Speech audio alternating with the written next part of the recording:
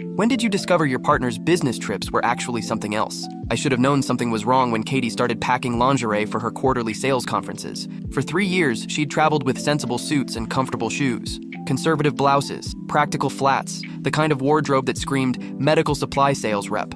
Then suddenly, she's folding lace thongs into her suitcase for a pharmaceutical convention in Cleveland. New company dress code? I asked, trying to keep it light while watching her pack a red silk dress that still had tags on it. Just want to feel confident, she said, not meeting my eyes. You know how competitive these conferences are? Katie worked for a medical supply company, cardiac stents and surgical instruments. Not exactly Victoria's Secret material, but I trusted her. We'd been together 5 years, married for 2. She'd never given me reason to doubt her loyalty or honesty. The trips became more frequent. Phoenix, Dallas, Miami, Las Vegas. Always alone, always for training seminars or client meetings. She'd return exhausted, distant, needing a full day to readjust before becoming herself again. Her phone would buzz constantly with work emergencies that required her to step outside for privacy. I started paying attention to details I'd previously ignored. The phone calls that ended abruptly when I entered rooms. The way she guarded her laptop, angling the screen away from me like it contained state secrets. How she'd shower immediately after coming home, washing away the scent of airports and conference halls, she claimed.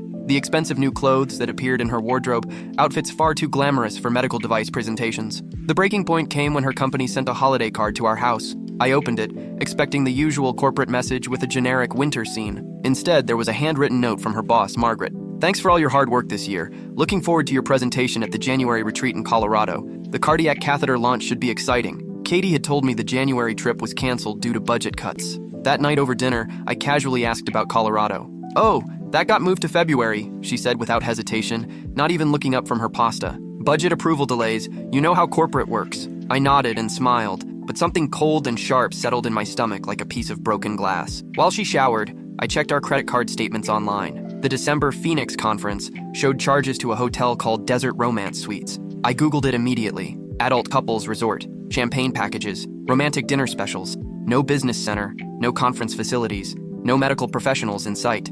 My hands shook as I scrolled through more charges. Romantic restaurants with wine pairings for 2, couples spa treatments, a jewelry store purchase for $847 the same day she was supposedly attending presentations on surgical instruments. I took screenshots of everything, my heart pounding so loud I was sure she could hear it over the shower. The next morning, I called her company pretending to be a vendor needing to confirm her travel schedule for product deliveries. The receptionist was helpful and chatty. Katie? Oh, she's wonderful to work with. She only travels twice a year for our regional meetings, though. Very focused on local clients. Her next trip isn't until May for the spring conference in Chicago. The room spun. Every trip, every explanation, every detail, all lies. I couldn't fit what happens next in this short video. Watch the rest down below.